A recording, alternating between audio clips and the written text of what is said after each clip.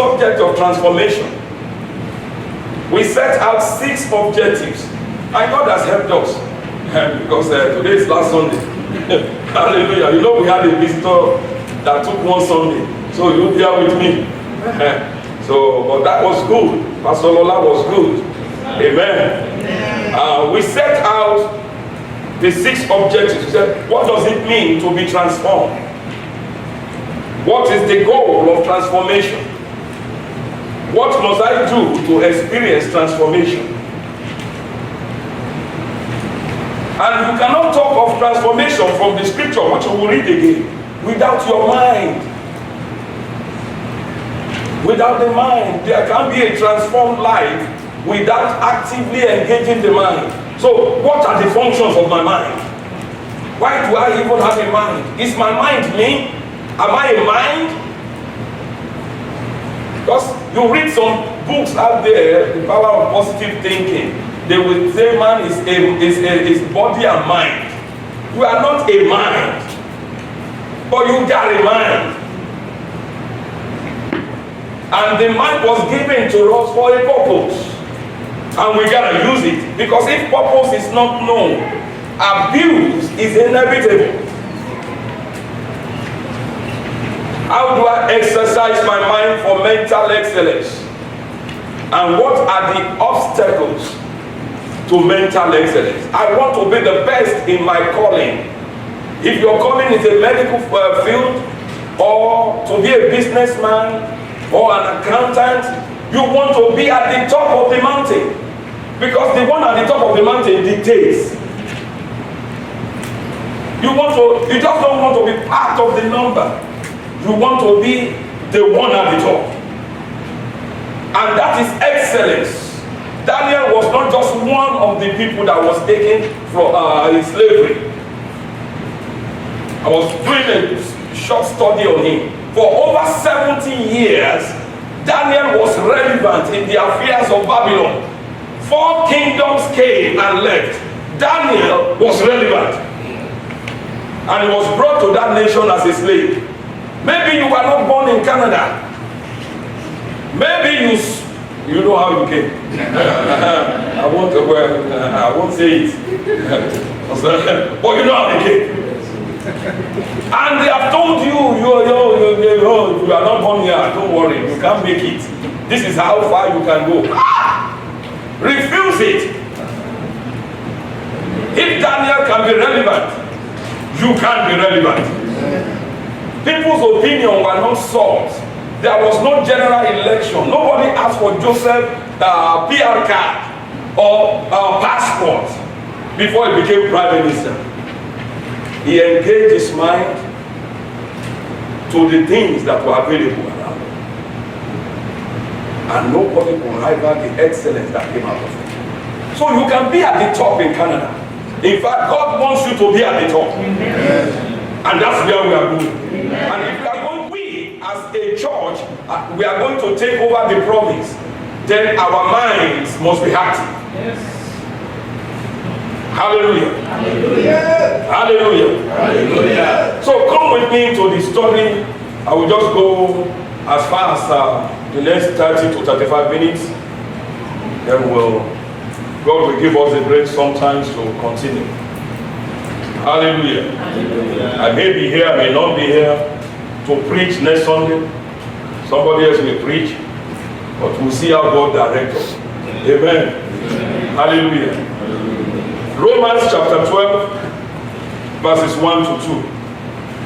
I beseech you, therefore, brethren, by the mercies of God, that you present or you offer your bodies a living sacrifice, holy, acceptable to God, which is your reasonable service. Verse 2 says, and do not be conformed to this world system, but be transformed. Somebody say, be transformed. By the renewing of your mind. No, that's not what I want to say. We are people of we confess. Amen. And confession is good. by the renewing of your mind, that you may prove what is that good and acceptable and perfect will of God. Hallelujah. Hallelujah. Let me read it from the Amplified Classic. I appeal to you, therefore, brethren, and I beg of you, in view of all the mercies of God, to make a decisive dedication of your bodies, presenting all your members and faculties as a living sacrifice, holy, that means devoted and consecrated, and well-pleasing to God, which is your reasonable, rational, intelligent service and spiritual worship. So living for God is a worship. Spiritual worship. Do not be conformed to this world. Don't be fashioned after and adapted to its external superficial customs. There are a lot of things there that wants to define people.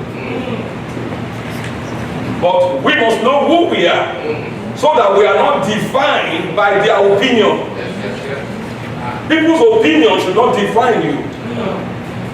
Aren't we called the light of the world? Didn't he say we are a city set on a hill? Didn't he say we are the salt? Nobody defines salt. Salt defines his environment. Nobody defines light. Light defines his environment. Amen? Amen.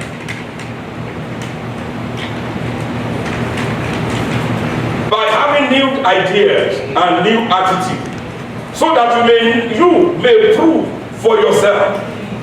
You prove it for yourself. Prove what? What is the good and acceptable and perfect will of God? Even the things which is good, acceptable and perfect in God's sight for you. There has to be a margin of what God believes is good for you. And you have proved that this thing is really good for me. Amen. Amen. Like I said the other week, you cannot hurt to God. God is God, whether you serve him or not. That somebody, maybe a 90-year-old fool wakes up and says, there is no God, doesn't change the fact that there is God. And his opinion has come too late to define me. I have concluded years ago that there is God, and I'm going to serve him. So it doesn't matter if the whole of Canada, they said, from today, nobody carries Bible, I will carry Bible. I will pray to God, like Daniel. And when you should too, don't be like people that will say, okay, the government has made the law. No, we obey the law as long as it doesn't conflict with the Bible. When there is a conflict, you go with the word of God. Transformation, we define it briefly. I'm going to stay on script today. So, told John this morning, I'm going to stay on script. So I'm staying on script. And Pastor Arnold is around. I don't want him to pay. If I invite this man, he will spend 2 hours.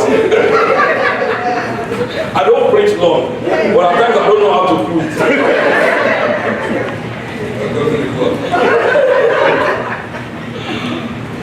The word transform or transformation is from the Greek word that I told you about, metamorpho.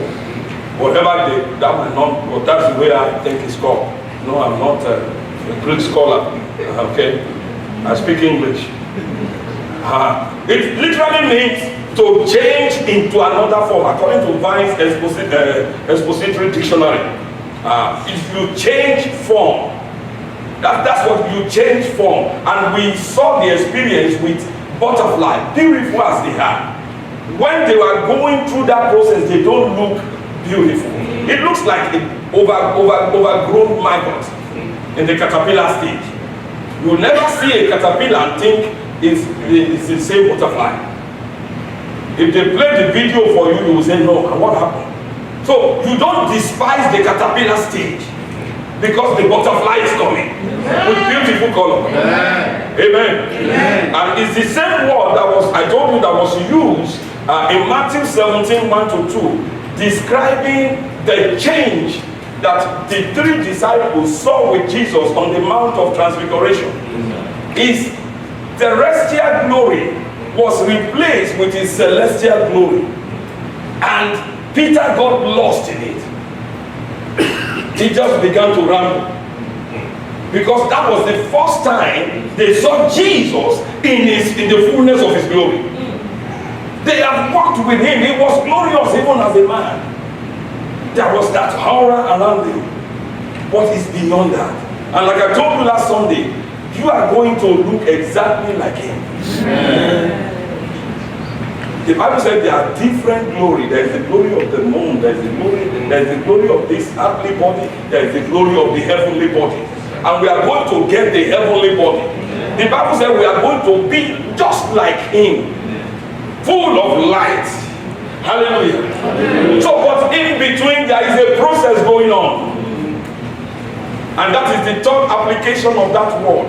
What we are, as believers, going through in our service to God and manifestation as joint heirs of Christ. Amen. 2 Corinthians chapter 3 verse 18 said, as we continue to behold in the mirror the glory of the Lord, as we continue to look into this world, and the Bible said as we continue to look into it, we are being transformed into the same image from glory to glory by the Spirit of God. In other words, we are the process of looking more like Jesus is a continuous thing.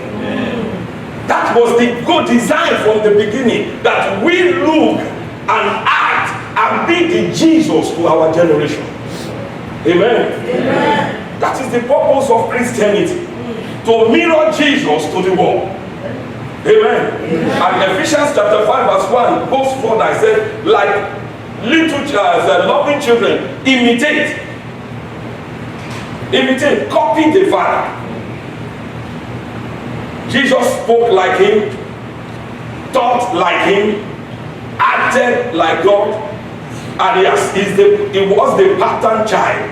He has set the agenda for us. We are to think like God. We are to speak like God. We are to act like God.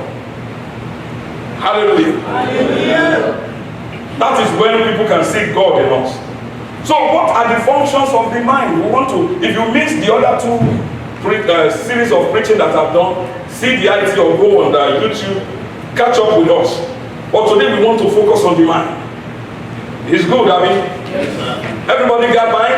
Yes, sir. Is your mind here? Yes. You brought your mind today? Yes. Okay. Now I want to start off by letting you know you are not a mind.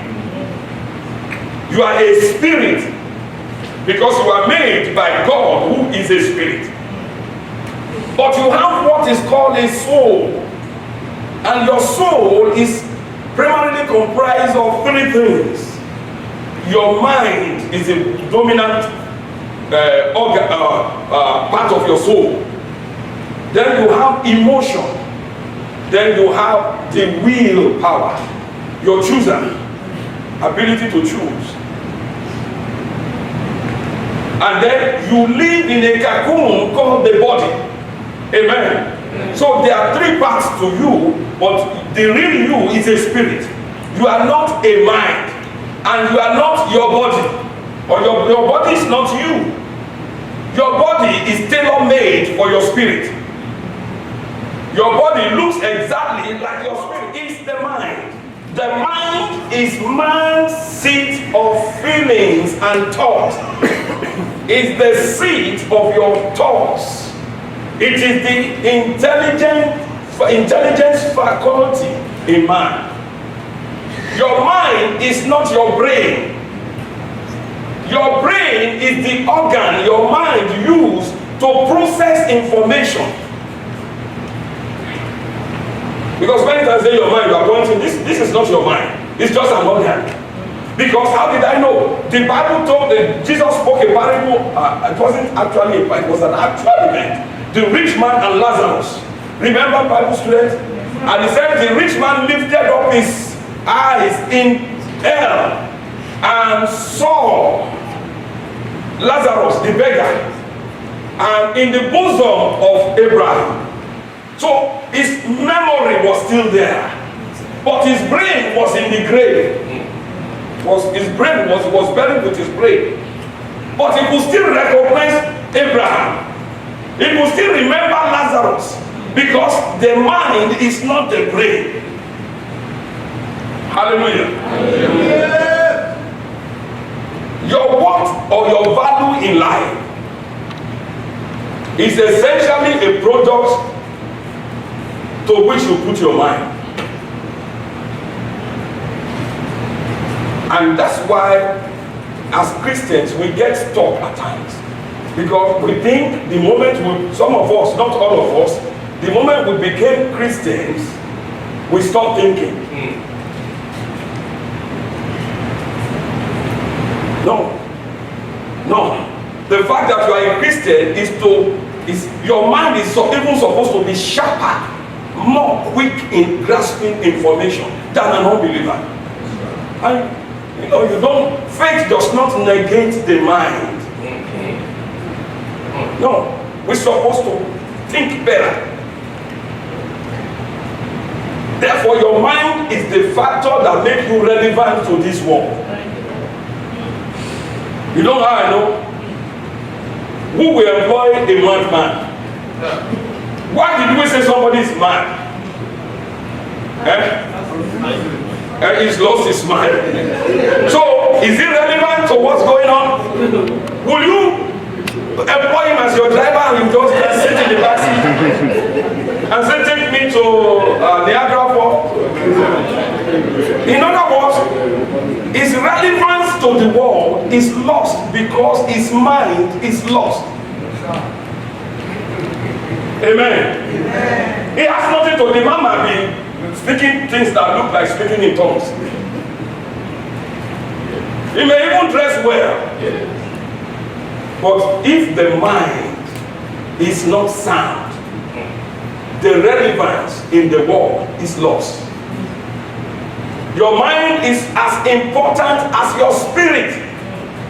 As long as you are on this side of eternity, you need a mind. And that's why in that Romans chapter 12 verse 2, he said, be transformed by renewing your mind. Your mind is our responsibility. I have to renew, because my mind, where I was coming from, my thinking was messed up. To me, then, the end justifies the means. Chicken eat chicken. Those are the things, Pastor, we grew up with that. It doesn't matter how many people are pulled down the way as long as it's only me standing. Yes, sir. That is the mind of an unregenerated spirit.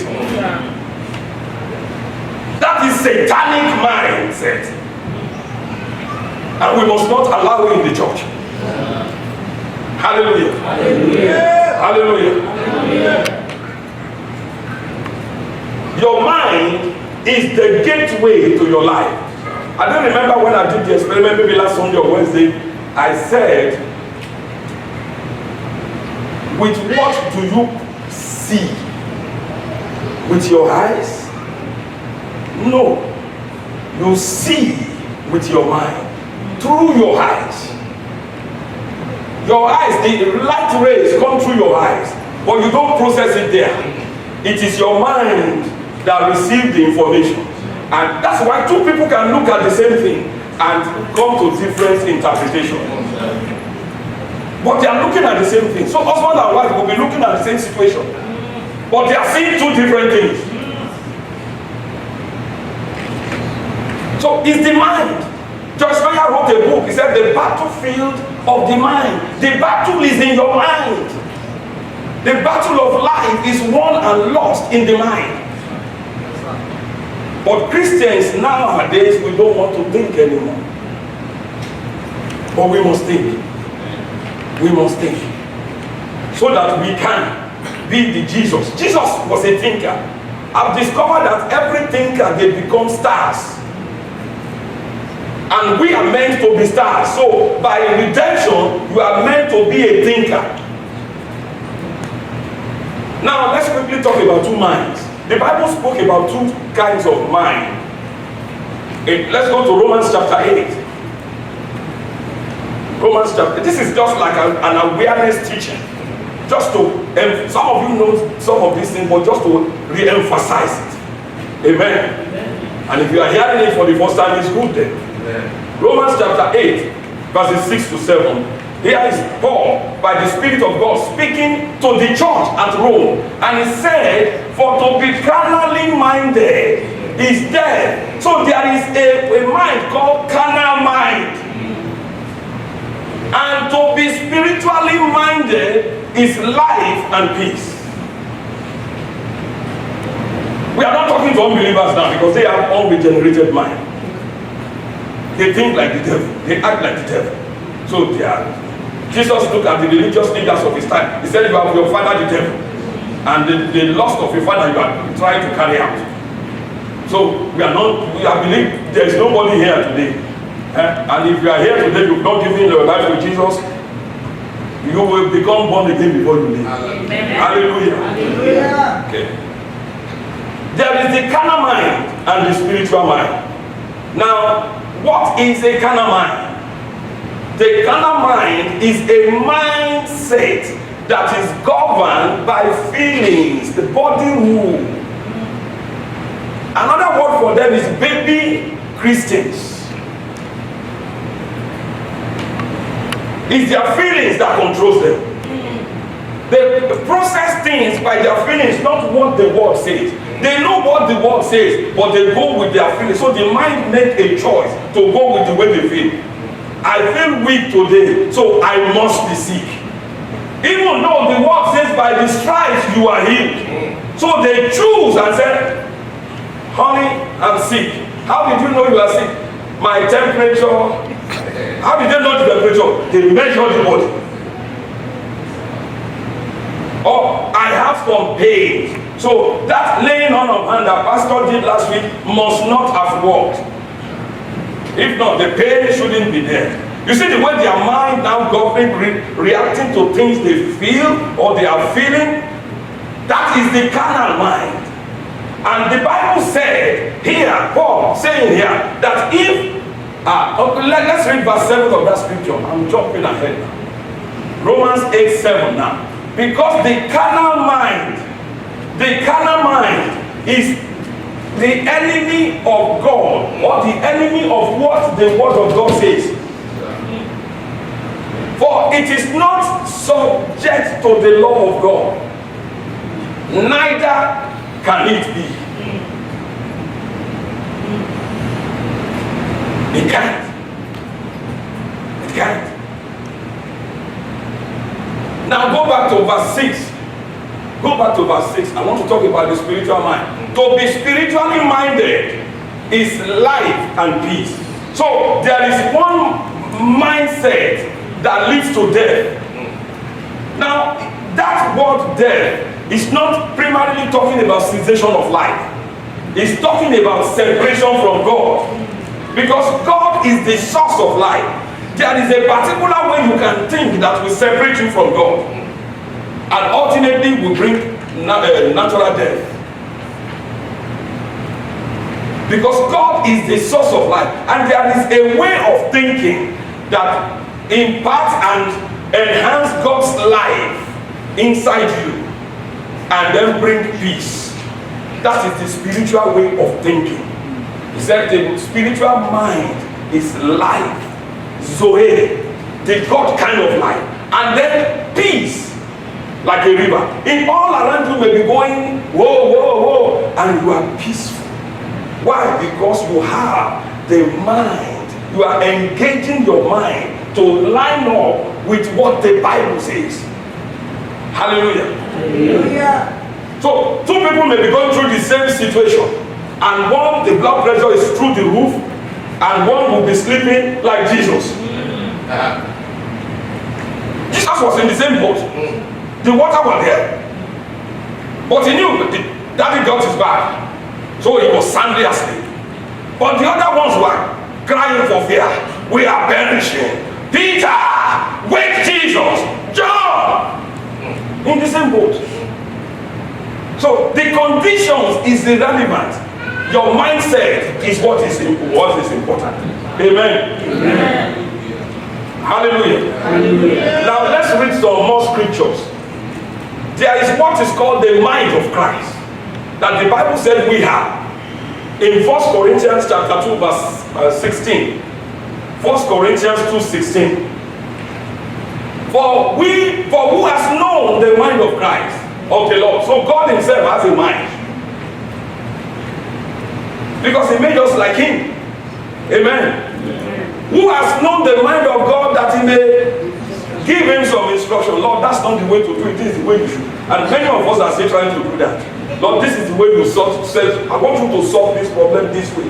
I know you can solve problem. I know that. Nobody argues that God can solve problem. But we want to instruct him. This is the way you come out here and you go in here and then come out here. So I will be waiting for you here. And God said, welcome. I made you. You didn't make me. You're supposed to be the other way. Nobody who has known the mind of God that they may instruct him. But we have. You have something. When at salvation, something came upon your mind. Your spirit was recreated, but the breath of God, the Holy Ghost that came on your inside, breathed over your mind. So you have what I call a spirited mind. Now, to emphasize that, Romans 8:11. The mind of a Christian is not an ordinary mind, or should not be an ordinary mind. That mind should be a solution-providing mind. The mind that can reason things out and say, I know what to do. Now, how did Joseph? I kept asking myself, sir, man, Joseph did not go to any university in Egypt. He was busy serving in the house of Potiphar. And then from there, he graduated to jail. Even if there were books in jail that he was reading, how did he know how to preserve grain for 7 years? I tell Lord, this boy's mind was operating at a different level. The mind was so in tune with the Spirit of God that he knew how to preserve grain. The Bible didn't tell us that God revealed to him in a dream. So how did he come up with that ability to do it? And when he presented it to Pharaoh, nobody could say this. No. He said, I know how to do it. And the man said, if you know how to do it, then go, you are in charge. So our mind is supposed to lift us. So Romans chapter 8 verse 11. But if the Spirit of God who raised Jesus from the dead dwells in your mortal physical body, then God who raised Jesus from the dead will also want to give life, impart life to your organs. And your mind, your brain is an organ. Your liver is an organ. Your kidney is an organ. And he said, God, the Spirit of God will put life there. So even if you are a dull thinker before, you are the one carrying everybody in class. When you became a Christian, you are supposed to be known. In other words, this is what is happening there. Your mind becomes a different mind. Quick of understanding. And even Colossians even spoke to us in Colossians chapter 3, verses 1 to 3, Amplified Classic. And I love this scripture.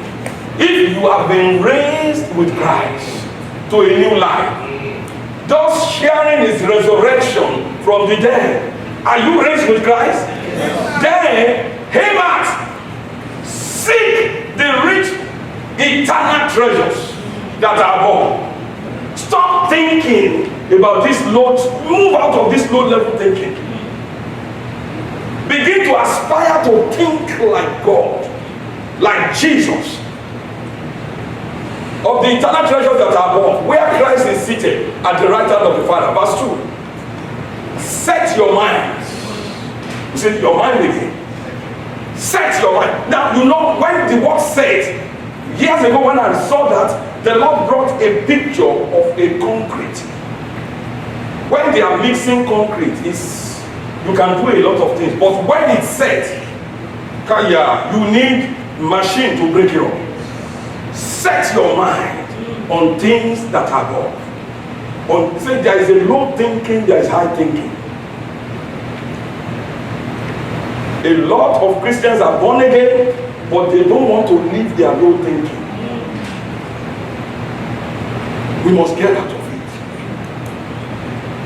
If an 8-year-old boy could rule a nation, and he ruled well, and I can't rule a family, then I'm in trouble. So your home should be settled by now, by the mind of Christ. He said, the higher things, not on the things that are on this side. Verse 3. Verse 3, let's get there. For as far as this world, this way of acting in this world, this agreeing with all the nonsensical things out there, as far as is concerned, you have died. Can a dead body feel anything? As this man is dead, you kick him. Say, hey, don't kick me. Is it possible? If you are dead to the way of the thinking of the world, then stop acting like them. It has to do with the mind. Come up to your new identity. You have a new life. Walk in it. See yourself with a higher life. Amen. Amen. Hallelujah. Hallelujah. Now I need to, what are the functions of my mind? I'm going to give you two. There are a lot of things we can talk about. Now you know your mind. I hope you don't have a carnal mind. And if you are under the sound of my voice, your mind is still carnal. Hey, make a decision today. I'm going higher. I will no more be led by the way I feel or by people's opinion. You had Brother Wale's testimony. I know about it. He told me about it. That they told him you have to be working on Sundays and Wednesday instead of Bible study. Those are the schedule the devil gave him. But because he has a spiritual mind, he said the Bible says that I must assemble with unbelievers, not fellowship on internet. I know you are watching me, but you need to be in the church. I can't pastor you on the internet, and you cannot touch people here on the internet. Hallelujah. Yeah. So he told them, I'm not, I know, we see, I know the company should give you the time that they want you to work, but he turned it around. He said, these are the times I am available to work for you. And they put pressure. And I was watching him, whether I will bow to the pressure. Because at times it's not what you say, it's what you do that I want to see. A lot of people will, God, I will serve you. When I get to Canada, I will serve you. Me and you. Give them 2 months. And pastor, you understand, then some bills have to be paid. They just said I have to work 3 Sundays a month. 3 Sundays a month. The man told them, I am not available. And they refused to take the schedule. And they refused to beg them. In about 6 weeks, he's married with a baby, and another one is about to land. But the man stood his ground, and eventually, and I've discovered that Satan doesn't have patience. If you don't bow, Satan will bow. So it's who will blink first. But unfortunately, a lot of Christians are blinking first. Satan look at them and say, oh, sorry. Okay, I am ready. They told my wife the same thing. And she told me after she has made the decision, they told her, when they were interviewing her for the job, she told them, I'm a pastor, I don't work on Sunday. Saturday, once in a while, I may do that. But Sundays, take it off your schedule. And they noted it there. Now that she's been there for some years, they now put her on Sunday to work. She didn't tell me, she told me after the issue I've settled. Because that is where the regular income came from. She decided to deal with it herself. She went to them, to the HR people there. Said, I told you people I don't work on Sundays. I'm a pastor. And they said, no, this year. I said, okay, then I'm quitting this job. I'm leaving. If you don't change it, I'm not sure, and I don't care what you do. By the following week, they came to her, they said, no, we get somebody else. If you don't blink, Satan will blink. We had Pastor one day himself. Amen. Hallelujah. Because the pastor in the making, that's what he's going to do. Amen. I'm sent to raise pastors. Amen. The first function of your mind is learning. The first function. I'm only going to talk about truth, learning, and imagination. The first one is learning. The mind is able to acquire and store information. There is no computer made yet that can rival your mind in its use and ability to store information. No computers have not been made that can process the amount of information your mind can process. The Bible says we have the mind of Christ. Christ made the universe.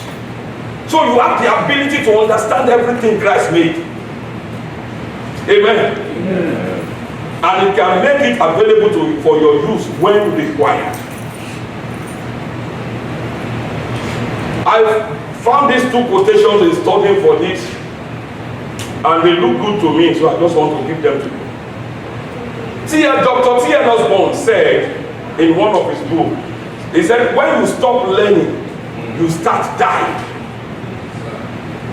The day you stop learning, you close your mind to knowledge. That's the day death begins to operate. And Henry Ford said, when you stop learning, then you are old. Whether you are 20 years old or 80. So, the calendar does not determine oldness. It is your mind. That is why a 90-year-old woman can still go to university and get a degree. It's the mind. And a 40-year-old, as we will say, I'm too old to learn. That was why Moses at 80 could get another assignment from God. For the next 40 years of his life, he got busy.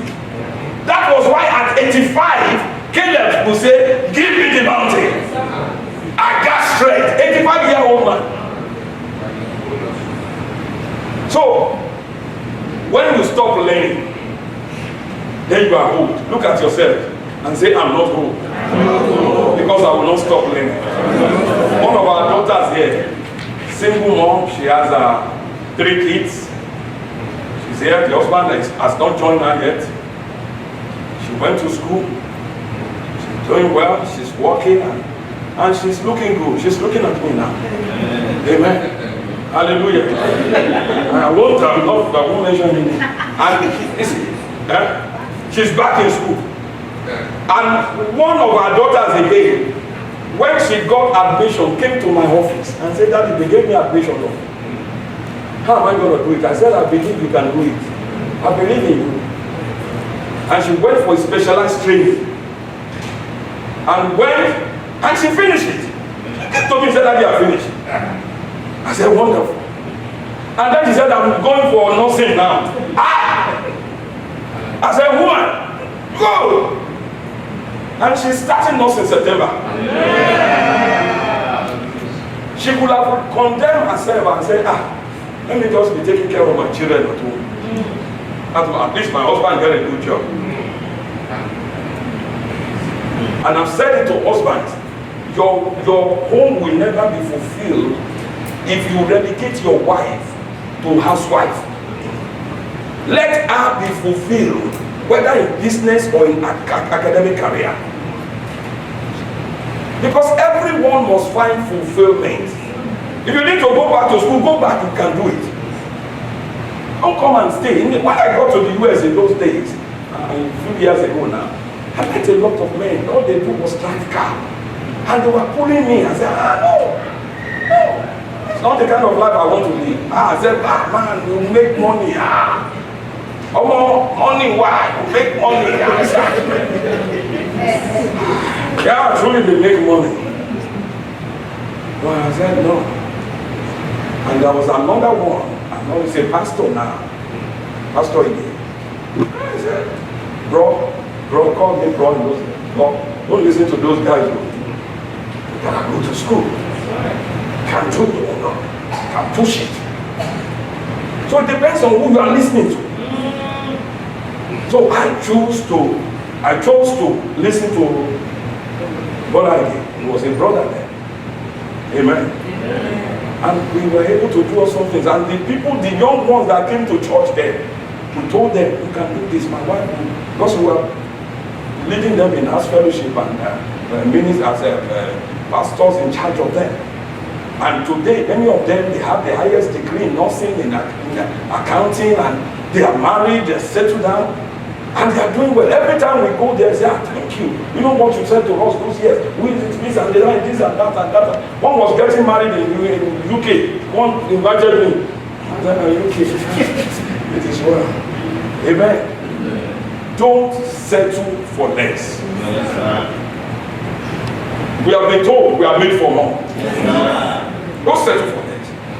You can start small. Though your beginning be small, your later end shall be great. So keep your mind alive by learning, so you don't become outdated in your calling, in your field of endeavor. Update your mind with the latest information. Stop doing it the way they used to do it, because the world is dynamic. Hallelujah. Daniel was relevant because he was a learner. We know in Daniel chapter 9 and verse 2, this is what Daniel said. I, Daniel, I did what?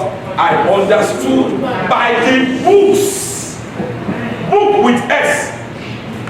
The culture of not learning is now creeping into churches.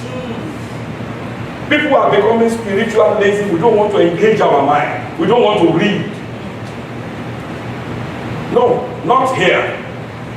We will read. Amen. We have a writer. We have writers in this church. Amen. Amen. And we are readers. Paul, the great man Paul that wrote to church of the New Testament, we still talk about him for all eternity. 2 Timothy chapter 4 verse 13. See what he said. Bring the cloak that I left with Carpus at Troas when you come, and the books, especially the parchment, my notes. Bring my notes. Don't leave it behind. I need them. The books. He was a reader. He was a learner. So be open to learn. Don't close your mind. Some of the ideas we grew up with are outdated. They are outdated. Light is progressive. Spiritual understanding is progressive. What I know now, I didn't know 10 years ago. But because I kept learning, light kept getting brighter. The largest room in the world is the room for improvement. There is the room for improvement for all of us. The second, the components of learning are knowledge. That's the first component. Understanding. Meditation is the third component, which is focused thinking. The fourth component of learning is reasoning. What is reasoning? Logical, analytical thinking. Like the prodigal child. The Bible said he came to himself and said, hey, wait. Even employees of my father, they have food to eat and to give, and I am dying here of hunger. Barbecuing with pigs, I need to go home. That is reasoning. You wonder, didn't you know that before? It wasn't reasoning before. So you must be able to analyze where you are and analyze the next step to take. Amen. Amen. The second function of your mind and my mind is imagination, and this one is powerful.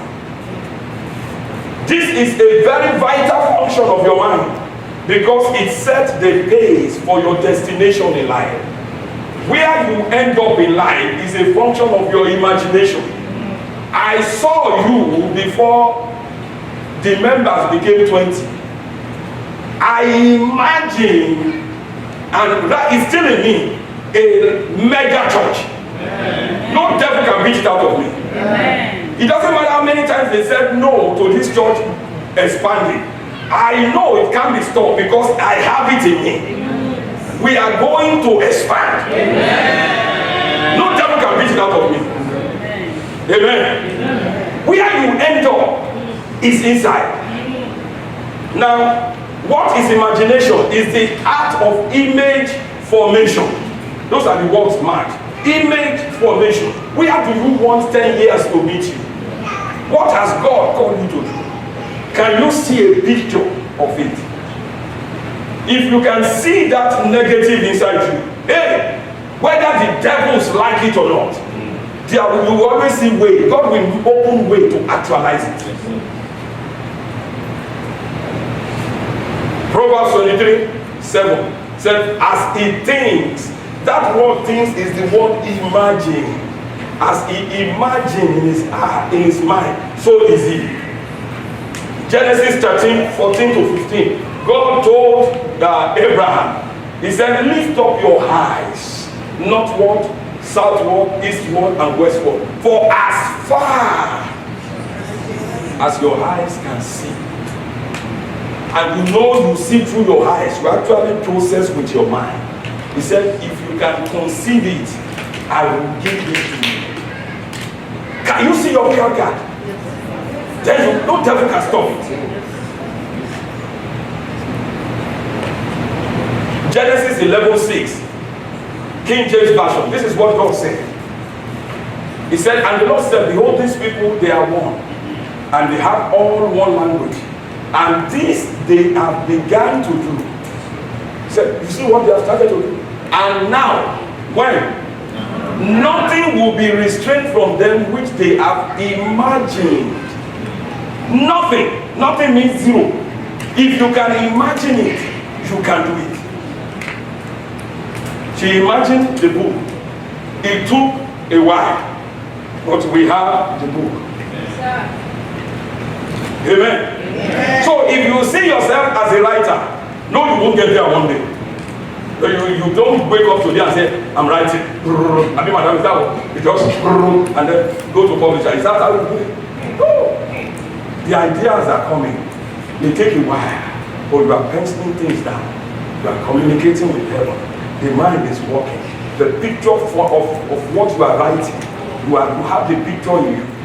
You call anybody that has written a book, they can tell you everything about the book without opening the book. They will tell you which page to go to. Because they wrote it, they have it. Now I have that Walt Disney saw what we call Disneyland in his mind first. He didn't live physically to see it, but he put the ideas down. And when they were opening it, somebody erroneously said, oh, I wish Walt is here to see it. And his wife corrected him. He said, he saw it first before it was built. He saw it before it was built. Every corner of it was in his mind. So his wife said, I live with him. He saw all this before it was built. Your imagination is powerful. Until you see it, God cannot give it to you. Whatever it is, you have to see it first. Ideas are turned into pictures in the mind. And these pictures will create your future. So get creative. Get creative. Envisage that. Some people call it dream. Dream big. God told me, he said, dream big. Dream big. Because I can do big things. Oh, you say, Pastor, you've been dreaming for 2 years now, nothing has happened. You wait. You wait. It's going to happen. The elements are coming together. Imagination, according to Albert Einstein, imagination is more important than knowledge. That is the man that discovered the theory of relativity. If you are given to science, he said knowledge is limited, but imagination encircles the world. When he gave that E is equal to MC square, the scientists of his time said, you are crazy, Rabbi, this thing cannot work. So they made it their project to disprove him. And the more they test it, the more it's working. And they said, how did you get about it? He said, I went to the maker to show me how he made it. And he said, God showed me from the throne room, I could see the forces holding up the hand. He saw it.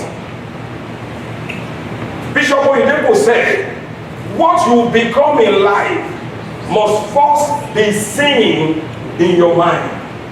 Even when he was driving Volkswagen with his shoes having cucumber side, he was declaring, we will build, I see a day when 50,000 of us will sit together in one place to worship God. And they said, welcome. The fan in the room and parlor that they are doing service will say,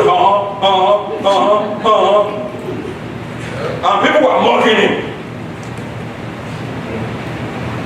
And they said, you invited him to preach somewhere. You know, you first of all preach, and then the main speaker come and preach. He said it was when he gave him the microphone, he was saying, God is a good God. Prosperity is for the believers.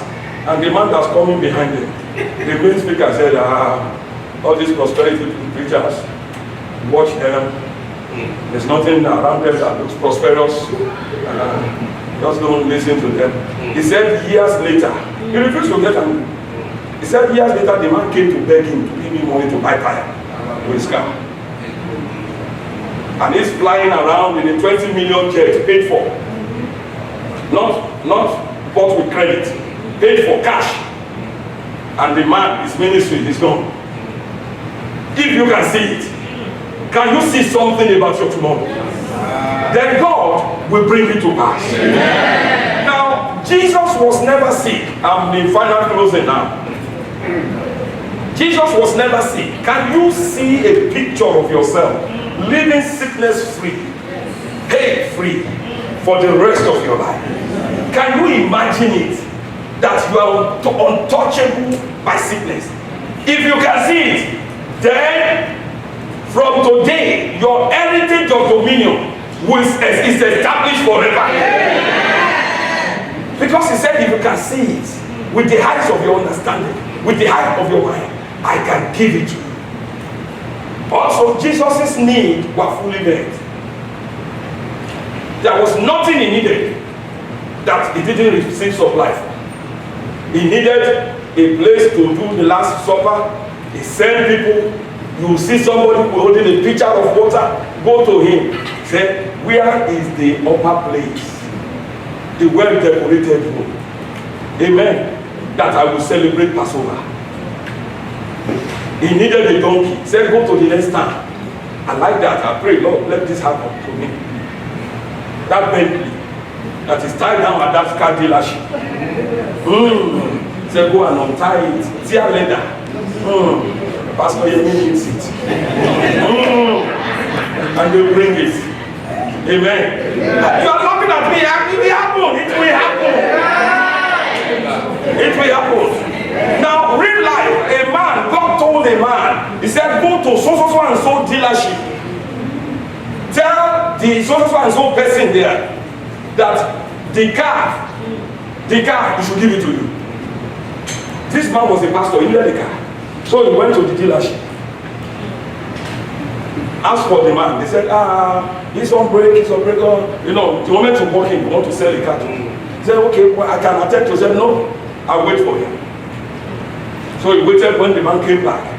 He said, the man wants to see you. I said, okay, came in. He said, have your seat after. Which of the vehicles would you like? And the man was talking about that. He said, the Lord told me to come and meet you, that the car, you have to give me the key.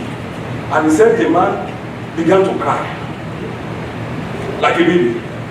He said, some months ago, God told me you would come. He told me you would come. He told me the car. But I never believed it. And he said, he opened his glass and said, this is the key, the car is at the back. It's at the back. And the man just took the key. God bless you. Went to the back, and signed all the papers and left. These things are happening. Amen. Amen. And may they happen to you. Amen. Hallelujah. Hallelujah. The remaining 4 days of this month, I want to speak about the remaining 4 days. Under this cloud of transformation, you just had my daughter here, Diola, in a month, I'm telling you, if you know the process that were bypassed, she did interview, 3 or 4 interviews in the same month. She got an employment letter the same month with benefit. In this month, this month, your own can happen in 4 days. Amen. Under this cloud of glory, your status is changing. Amen. The life transforming power of God shall locate you. Amen. By the mercies of God and His calling upon my life, I decree a change in immigration issues. Amen. In the name of Jesus. Amen. Go forth and prevail. Amen. In Jesus' name. Amen.